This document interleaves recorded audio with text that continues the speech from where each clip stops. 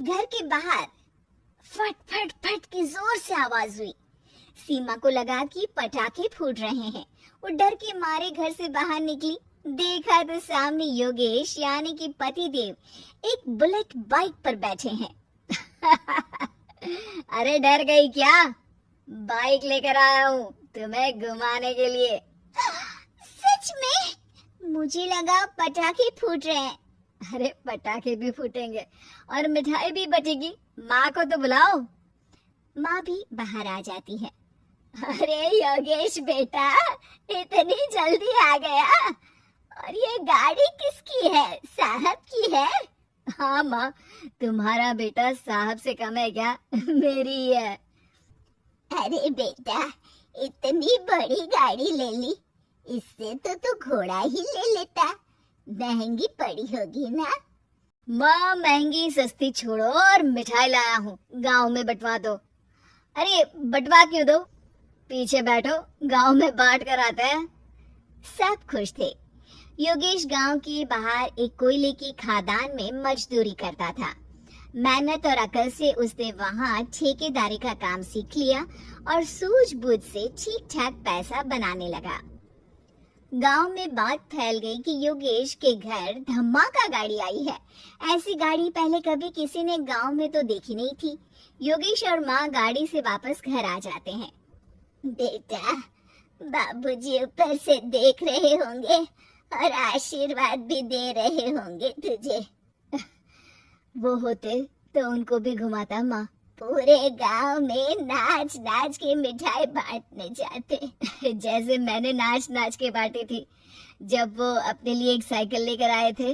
बस बस, बाबूजी दो बात भी सुनाते कि फटफट वाली फटफटी ले आया। सीमा आगे कहती है, अपने लिए तो ये गाड़ी ले आए और मेरे लिए? अरे ये गाड़ी तुम्हारे लिए ही तो है। पक्का मेरे लिए है? अरे पक्का तुम्हारे लिए है। अगली सुबह जब योगेश सो रहा होता है तो उसे बाहर से गाड़ी की आवाज आती है। वो घबरा कर चिल्लाता है, चोर चोर, मेरी गाड़ी ले जा रहा है, चोर चोर। माँ भी जागती है और योगेश के साथ दरवाजे की तरफ भागती है। जैसे ही दोनों बाहर निकलते हैं तो देखते हैं कि सीमा गाड़ी चला रही है। अरे बहू, नाक कटवाओगी क्या? ये क्या कर रही हो? अरे गिर जाओगी, ये क्या कर रही हो तुम? सीमा गाड़ी को रोक कर कहती है, सारे गांव में घुमा लाई, कहीं नहीं गिरी। क्या? सारे गांव में घुमा लाई? अरे लोग क्या कहेंगे बहू? सोचा क्या एक बार? यही कहेंगे कि कितनी अच्छी गाड़ी है। अरे तुम्हारे बारे में हाँ कहेंगे ना कि देखो कितनी अच्छी गाड़ी पर बैठी है। बहू गाड़ी रखकर योगेश और सासू माँ के पास जाती है। तुमने कब गाड़ी चलाना सीखा? हमारे बाबूजी के पास पुरानी स्कूटर थी, सीख ली। फिर स्कूल में एक मास्टर जी भी ऐसी ही गाड़ी लेकर आते थे, उन्होंने सिखा दी। हाँ, स्कूल के मास्टर आजकल यही सब तो सिखा रहे हैं। पढ़ाई का कुछ सिखाते तो कुछ भला होता। अरे बहू, अब गाड़ी मत चलाना। हमारे परिवार में कभी किसी औरत ने पीछे से आगे की सीट पे आने की हिम्मत नहीं की है। तुम भी मत करना, समझी? जी समझ गई माँ जी। सीमा सास की बात सुनकर चुपचाप रसोई में जाकर उदास होकर खाना पकाने लगती है। सास सुबह सुबह मंदिर से पूजा करके लौट रही होती है।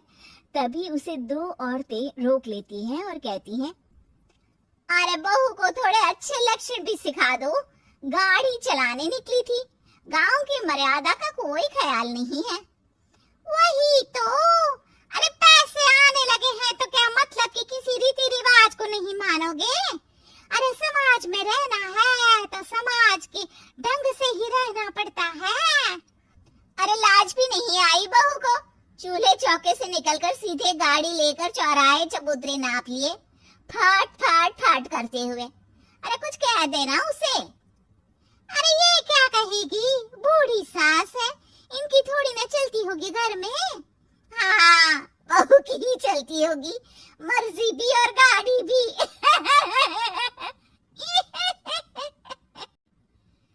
सास सब सुनकर घर आती है। और बहू को चिल्ला के बुलाती है। अरे नाक कटवा दी सबके सामने गाड़ी चलाकर, औरत जात गाड़ी नहीं चलाती। शहरों में तो 4 पहियों वाली गाड़ी भी चलाती है और हेलीकॉप्टर, हवाई जहाज भी। शहर में थोड़ी ना रहती हो मैडम साहिबा, आज के बाद गाड़ी से ही नहीं यूं भी निकलना बंद तुम्हारा घर से। माँ सही कह रही है, कहीं भी जाना हो तो मुझे बता देना, मैं लेके चलूंगा। आज माँ को तुम्हारे कारण कितनी बातें सुननी पड़ी। इतना कहते हुए योगेश वहां से चला जाता है। बारिश की वजह से कारखाने के रोड पर कीचड़ रहता है, इसीलिए योगेश गाड़ी घर रखकर जाता है और किसी से लिफ्ट लेकर कारखाने पहुंचता है ताकि नई गाड़ी गंदी ना हो।